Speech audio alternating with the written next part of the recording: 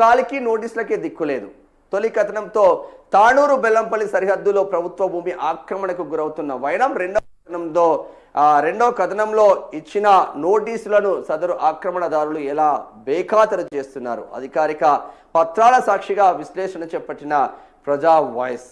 అది మా వాళ్ళేమో ప్రభుత్వ భూమి అంటున్నారు, కొందరేమో కాదంటున్నారు. దానిపైన పూర్తి ఎవిడెన్స్ అయితే ప్రజా వాయిస్ తీసుకోండి పూర్తి స్థాయిలో. ఇక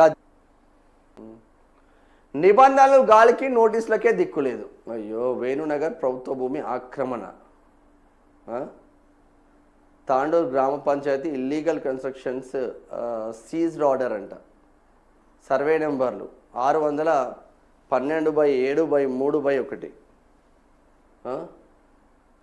మరి మొదటి నోటీసు, రెండవ నోటీసు తుది హెచ్చరిక, నోటీసు 3 అధికారుల అండదండలైన కలెక్టర్ జోక్యం కోరుతున్న ప్రజలు. ఏం జరుగుతుంది తాండూరులో ఇంత పెద్ద ఎత్తున?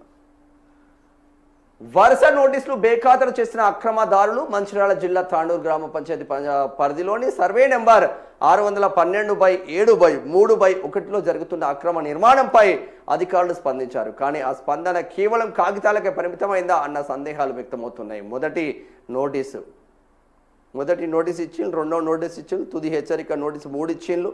అధికారుల అండదండలు అక్రమార్కులపైనే ఉన్నాయా? అరే, ప్రభుత్వ భూమిని ఆక్రమించుకుంటే 100కు 1000% అధికారులు రంగంలోకి దిగి ఏమైనా ఆక్రమణ ఉంటే కూల్ చేసి ప్రభుత్వ బోర్డులు పెడతా ఉంటారు. మరి ఎటు పోతుంది మీ దగ్గర అనేది క్వశ్చన్.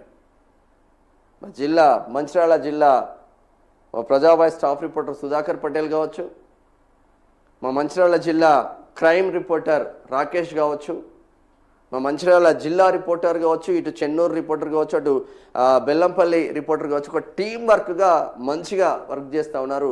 ఎవరిని వదిలిపెట్టకుండా నీట్గా వర్క్ చేసుకుంటూ వెళ్తూ ఉన్నారు మంచిర్యాల జిల్లా వ్యాప్తంగా.